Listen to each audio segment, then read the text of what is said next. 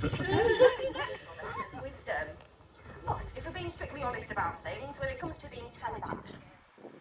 So, red owls are very timid, very skittish creatures. They are... Take straight off, because he's very clever. What's out here? He knows. We're not the final bird of the day. We've got two totally different teams of birds coming out here at 2 o'clock and at 4:15. So please...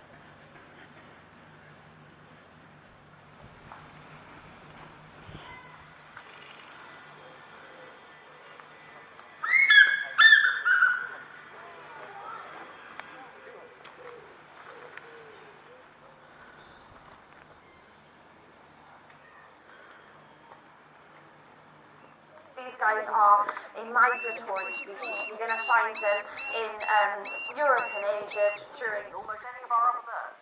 5 limbs. Even on deck, so they're very good. Now the erosion... Training their falcons to gain a load of height, so that when they get any of this to work though, Sir John, you do need to take off. Warming up those wings, we're thinking about it. There we go. It's a handful of different things. And so that makes them really cool. The really strange species that you're going to find living out in the wild.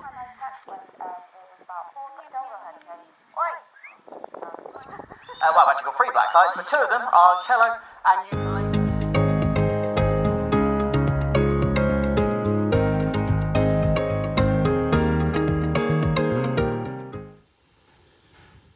Hi everybody. So first I want to apologise, I've forgotten my microphones, so I'm just going to have to rely on the sound from my phone today, so I really do apologise. But I'm at the National Birds of Prey Centre in Helmsley. It's my dad's birthday, so we've come for a lookout today, and it's a good place for him to come and test the OM1 Mark II with the 100 to 400 Mark II as well. And I so want to have a little play of it as well, just to see what it's like. While I was setting it up, while we first got here, it looks good. So I'm interested to see what shots he gets as well, and what day I get. As you've seen from Gigrin, I've broke my 300 lens again. Another reason we've come here is because I'm only on my 40 to 150. And I originally was going to go to, where was I going to go? I was going to go to Blacktop Sands today, but my 40 to 150 is just not going to cut it there. So we've come here and we're going to have a wander about. So it's slightly different than I normally would do with a general wildlife video. But it's still birds, and I hope you enjoy what we see at the National Birds of Prey Centre at Helmsley.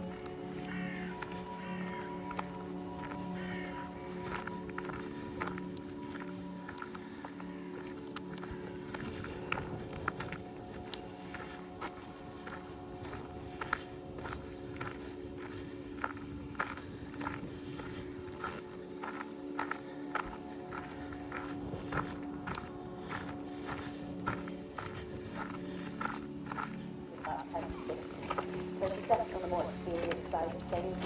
I'm going to go ahead and admit it as well. She is officially a grumpy old lady.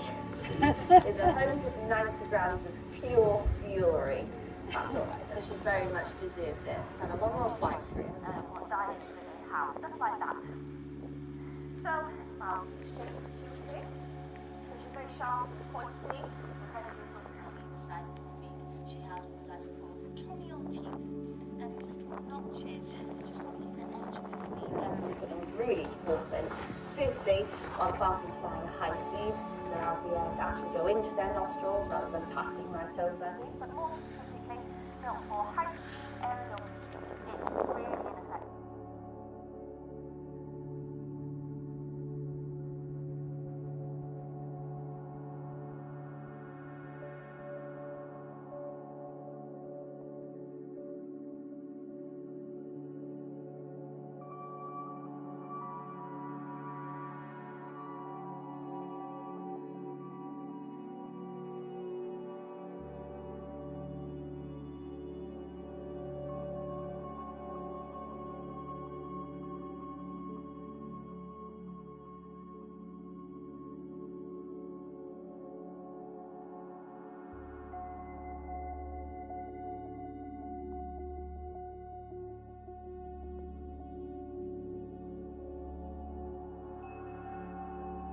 Now Taco here is what we know as an imprint. He is a hand-reared bird.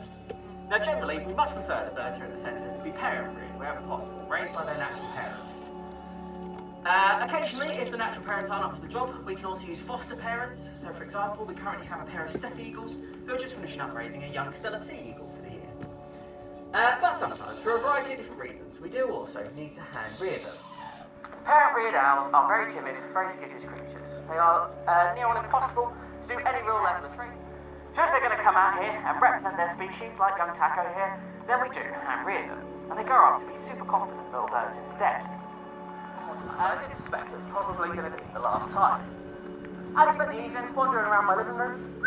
As he usually did, I popped him away in his box in the spare room, checked on him a little bit later on, and instead of being in his box, he was sat up on top of the wardrobe, and so he was clearly it's generally fine that we do always know that about the owl family, because it's nice and easy to find out.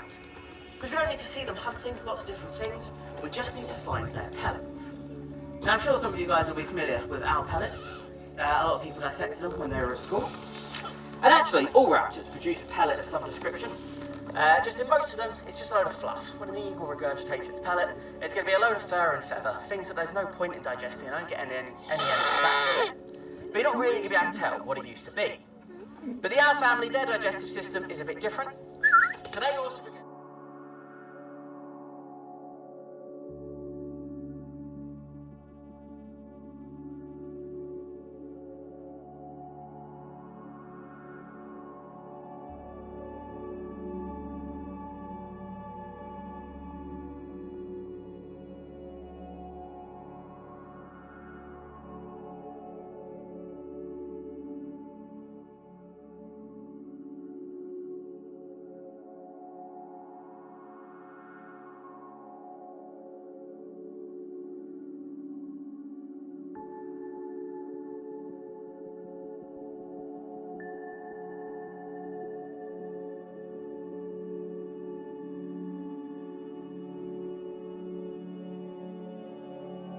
Falcon, and he is also 11 years old.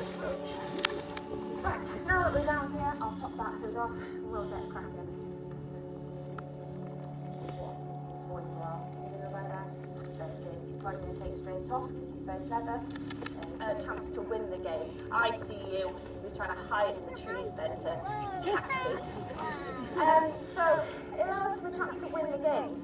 It means that it is fair, it is equal, and he doesn't have to worry about coming out here and just sort of, you know, oh God, this again. I'm just going to have to work.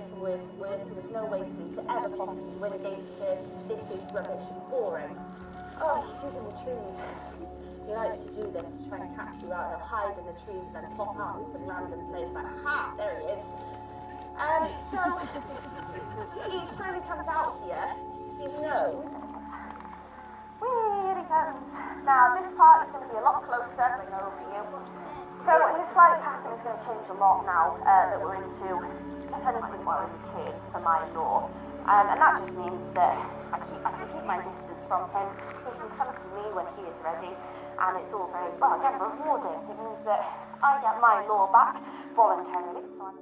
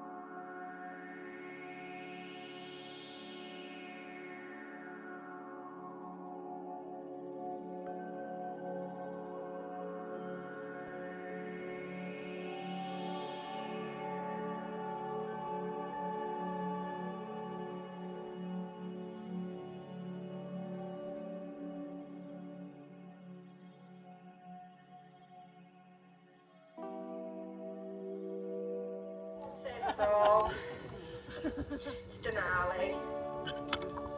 No. That's not scary. Oh, you wait. Laughing, the yours, I will not have. That is 132 grams of pure rage and aggression right there.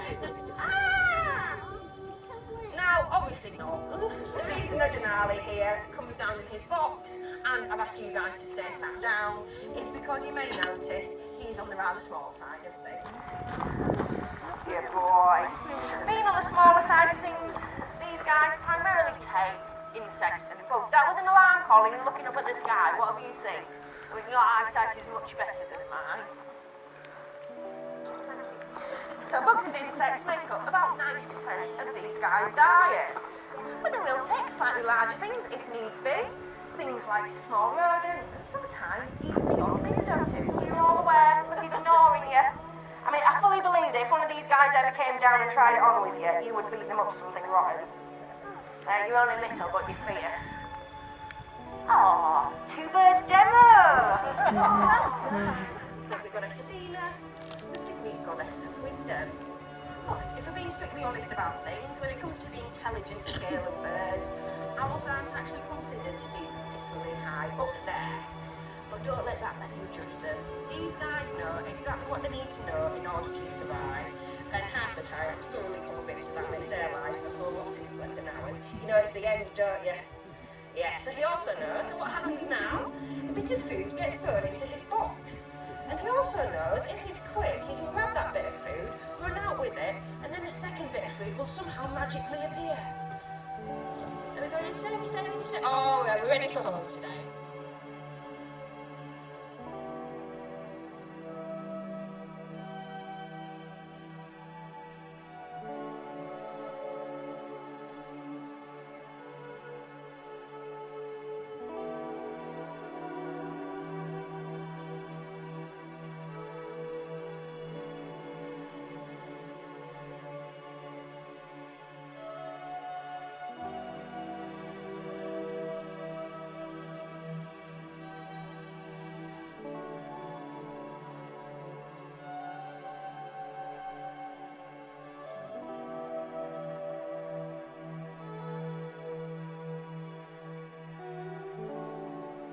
And so instead, we sent these eggs down to our sister site, Chapel Tiles, down in Gloucestershire. And both eggs hatched out down there, one male, one female. The female, Zonda, came straight back up here to us, and has flown with us her entire life, whereas her brother Stratosphere stayed a few inches longer. And you see this in a couple of different eagle species, where they start off with a slightly longer tail, and then it shrinks over the years until they reach their adult. We're not the final bird of the day. We've got two totally different teams of birds coming out here at 2 o'clock and at 4:15, so please feel free.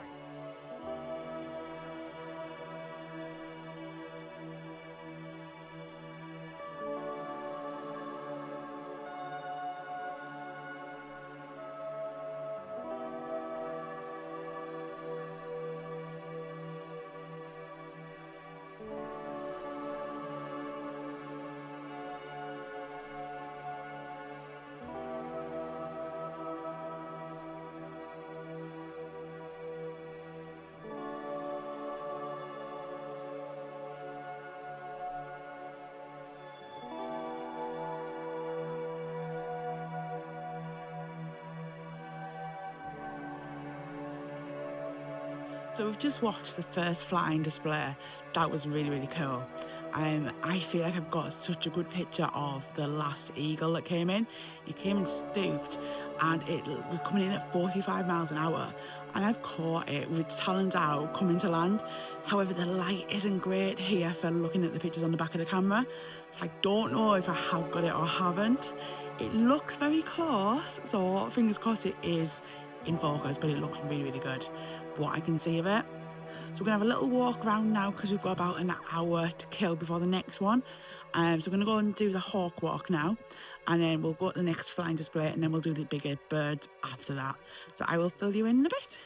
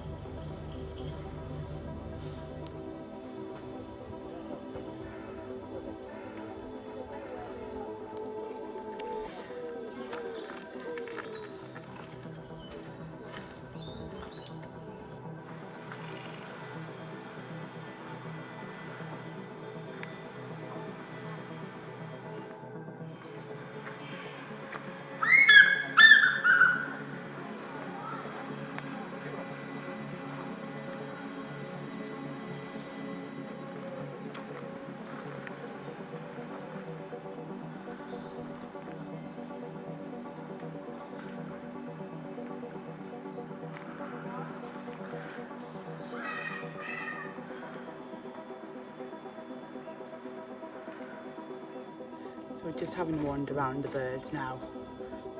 I've lost what I can't do is point him. I would love to see him in the wild. And even here, I would love to see it fly. Stella sea eagle. That is one of my birds I would absolutely, it's a bucket list bird to see in the wild. That and a blue-footed booby, they're the two that I'd do anything to see. Oh, look at him. He's a beast. Oh my goodness. I love that bird.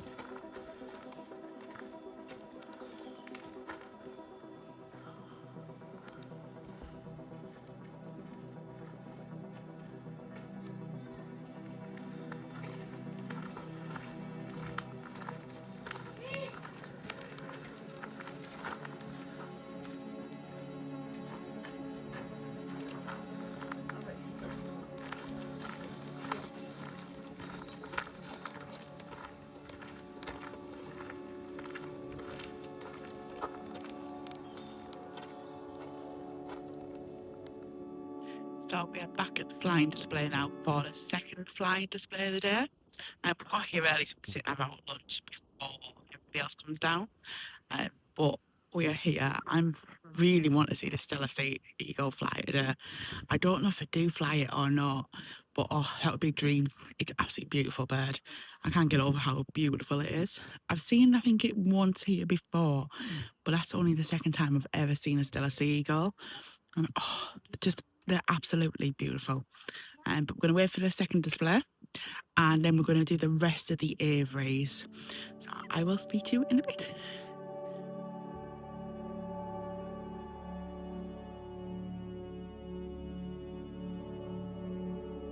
So, the word hopefully is in that sentence for two different reasons. One, our saffron here, she's one of our soaring birds. She's built for going soaring high up in the sky. Problem is, she doesn't want to have to get herself there. If it involves flapping her wings, Saffron is not interested in the slightest. So we're getting there though. And the reason for this is simply because usually Saffron, as long as the weather is even slightly in her favour, she's one of our most reliable birds. We will normally get some form of wonderful flying from her. But for a bit longer, see if you can beat her record this year. She's done it, 11,040 foot. Yay, indeed. Well, seeing as she is, right above us somewhere, hopefully. Can we all see her? Lovely. I'm going to call her down. Keep an eye on her. Go to Charlie, go, look how high my eagle flew. Not that we have competitions or anything. So, something that isn't hugely apparent with our Saffron while she's up in the air or in the trees, because you don't really get a sense of scale, is as far as eagles go, and I've got to say this quietly so I don't offend you, don't I? As far as eagles go, she's on the very small side of things. She's only teeny tiny. No, that's not Saffron's fault. It's just because she's a Wahlberg's eagle, and they are the 4th smallest species of eagle in the world. But, as she very often shows, you don't have to be big to be impressive, do you, my love? When you come out here, fly like that, especially where people can see you. Often she'll fly off somewhere where no one can see her until right at the very end when she comes in, so well done.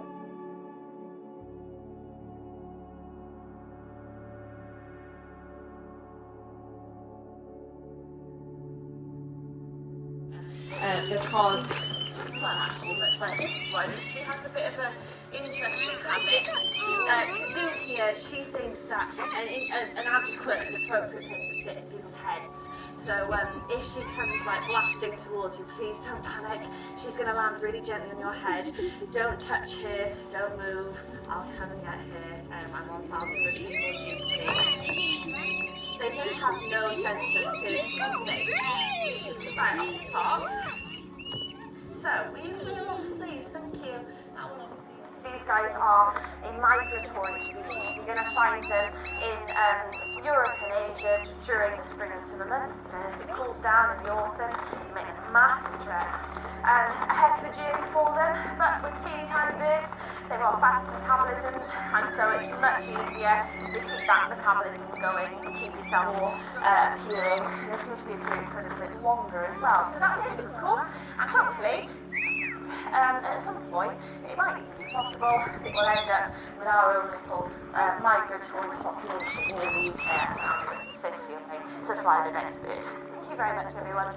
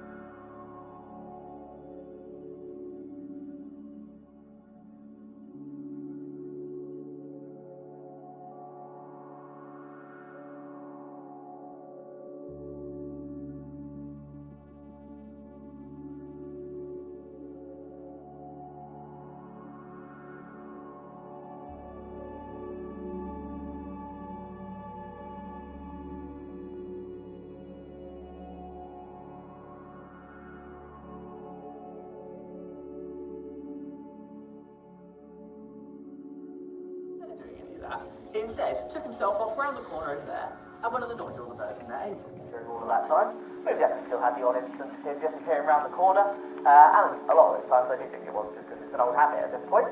He is slowly working his way back in, hopefully going to come straight down here to the post at the front. And every now and again, he just likes to keep us on our toes, doing some utterly bizarre behaviours. He did a demo last year where he was about 2,000 foot up above the trees at the far end of the drive, not far from where he just was. Do not land in that tree. So he's actually strong enough to be able to carry his own weight again in fish. Which should mean that on a day like today, flying here with us, where he's not carrying around his own weight in fish, He should be incredibly buoyant. He'll find it easier than almost any of our other birds. Flies lift, even on days.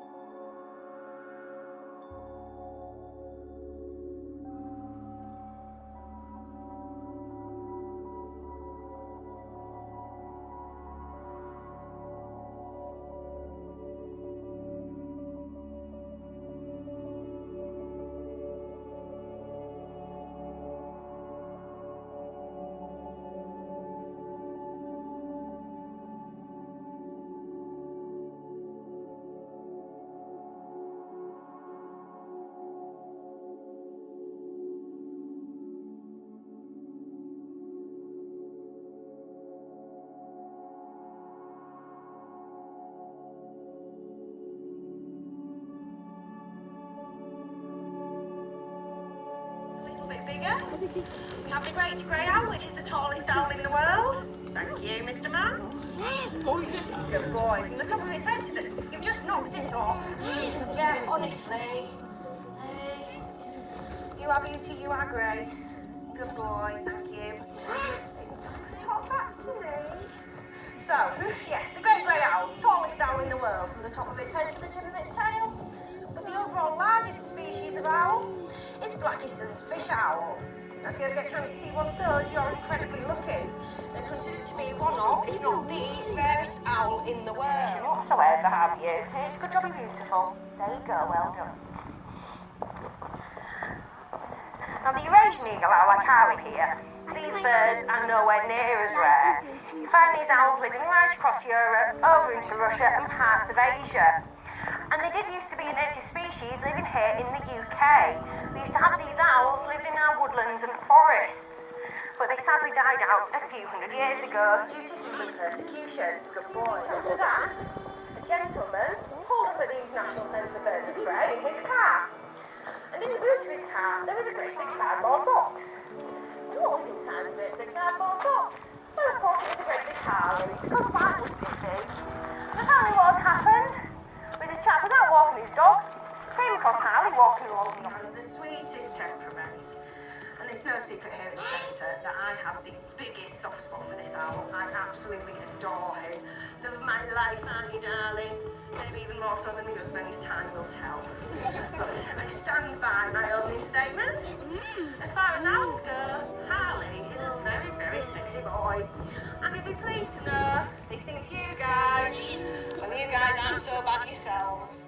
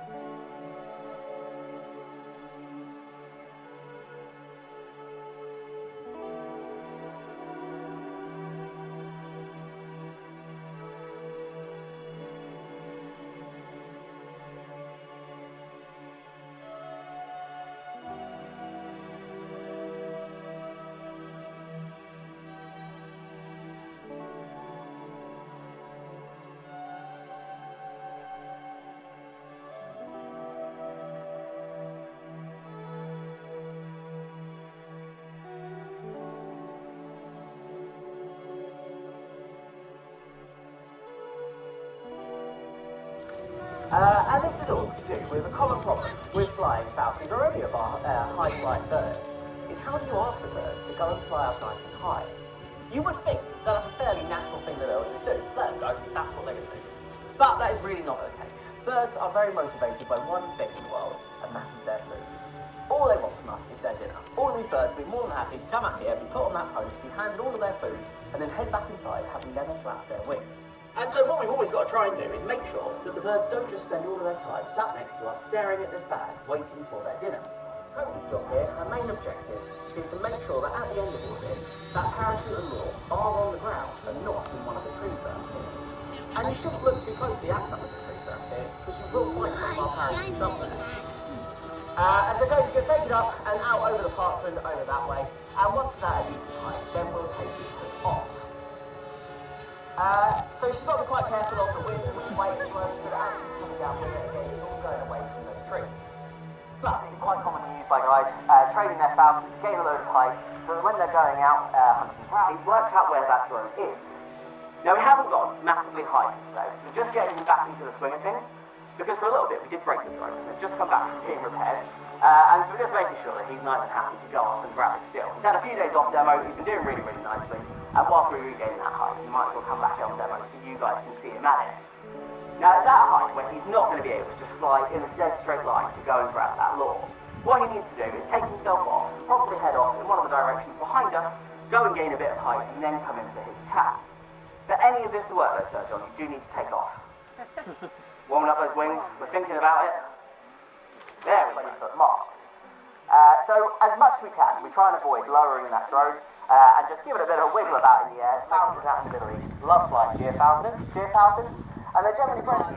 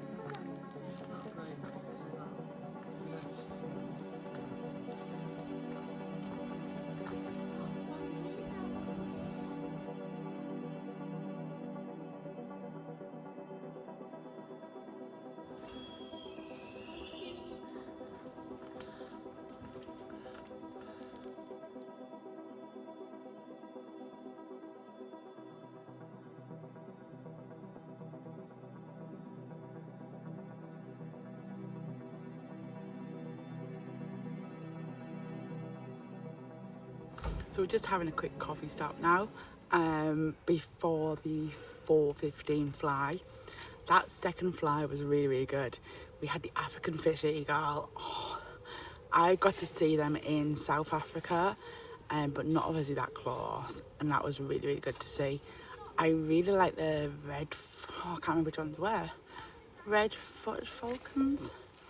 I can't remember which ones were, I'll pop them here. But the little falcons were really cool to watch as well. But I'm really looking forward to the last show. Still hoping for the Stellar Sea Eagle. Still not flew. I don't know if I fly it, but I would be so giddy if that flew. So we're going to sit and have this coffee, head back to the viewing area, and I will speak to you at the end of the day. Kind of generally globally, is about 4,000 years old at this point. And about 1,000 years of that history is right here in the UK. So you would expect one of our native species, something like a goshawk or a peregrine, something that we've flown all of that time period and still find to this very day to be our most popular. But it's not. It's this American, who didn't really come into things over here until about the 1980s. Pushing one off the glass to try and get there bit after dinner. If we head up into one really, it's a handful of work with you. And so that makes them really popular. We're a variety of people who work with birds of prey. One of them is off doing a horn play or some other bit of work throughout the course of the day. So it is always really nice on the day when we've got two founders and we can bring them both out because they look so cool flying together. But whilst I do successfully have one of them on my glove, we're going to leave it at that. Cody's going to try and recall the other one over to her. I'm going to slip the hood onto you. I'm not actually sure at this point if I've got the one I started with or not. I think this is Cora.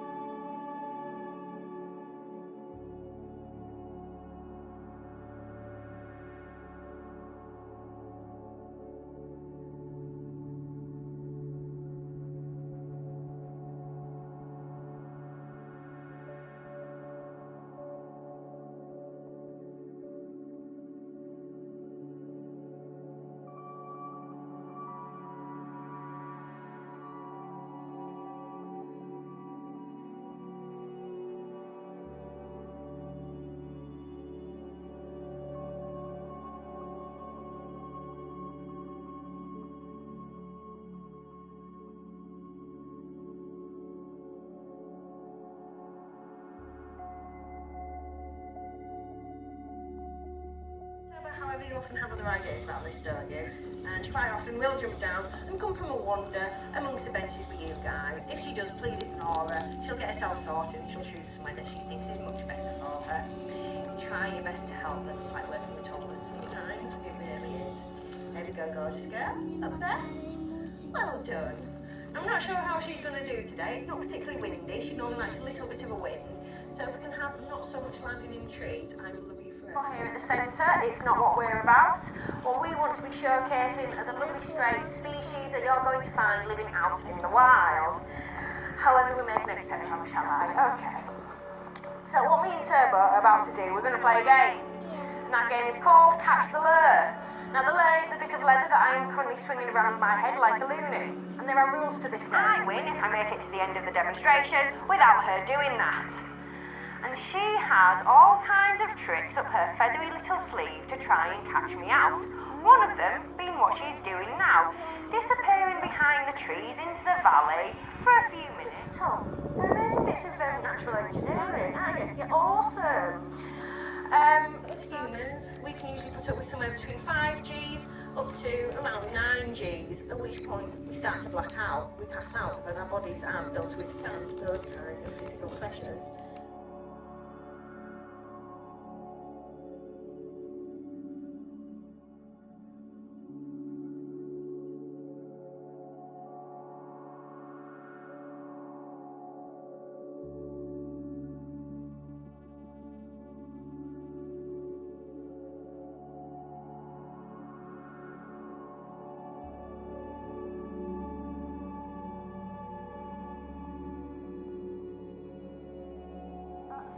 last time I checked with it was about... You don't go ahead, okay? Why?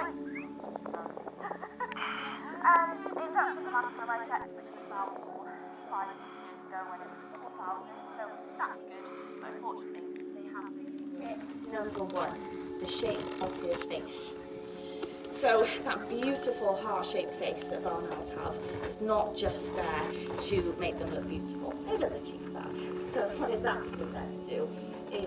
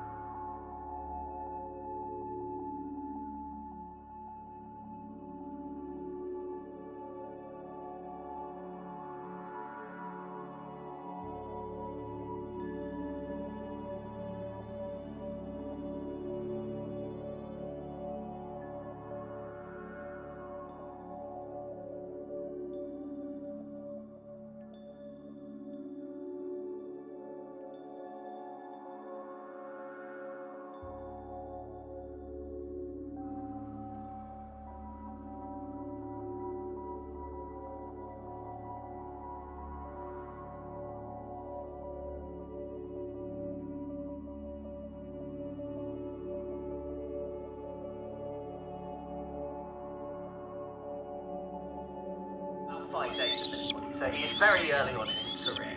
But he's well on his way. He's just got a few little things that he needs to perfect. For one, he can deal with being a little bit quieter while he's out here. But at the very least, you always know which one he is.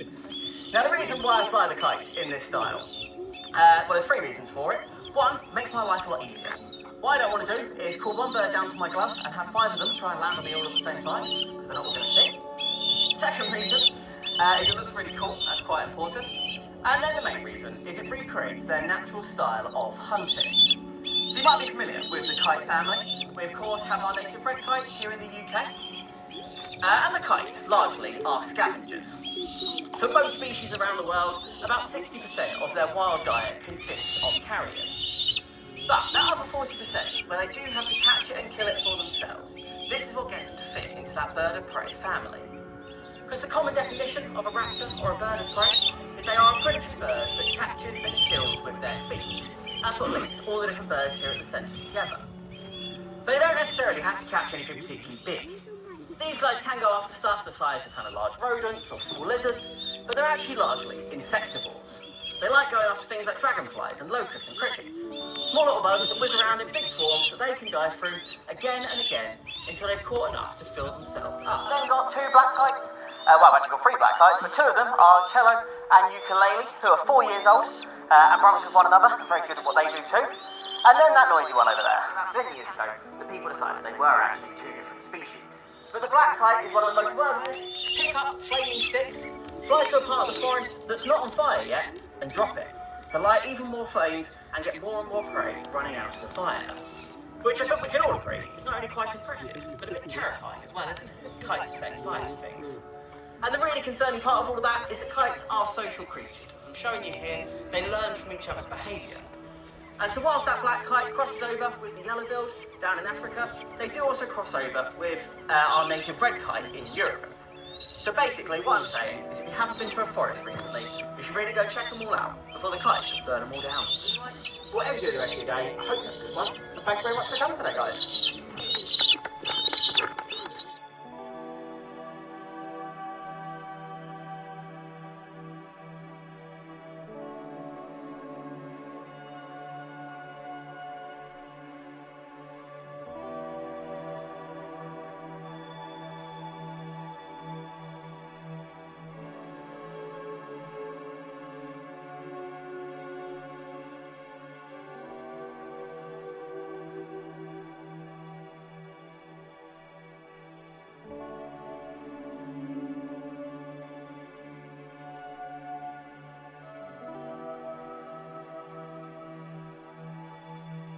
that's us calling it a day now. Well, I say calling it a day, it closes in like 10 minutes. But that last flying display was good. Still no Stella Sea Eagle though, but it finished with black kite and yellow-billed kite. They were really, really fun to watch and have a go at photographing. However, the light for the flying display on the last one, the sun's just in the wrong place. So I was having to turn around to try and get them as I'm coming towards the flying area. So I just mainly done a bit of phone video for that part. But it's been such a fun day. The OM1 with the 100 to 400 Mark II. So OM1 Mark II, 100 400 Mark II looks really good. I've not had a go with the birds. I'm pinching it and going back to Bempton.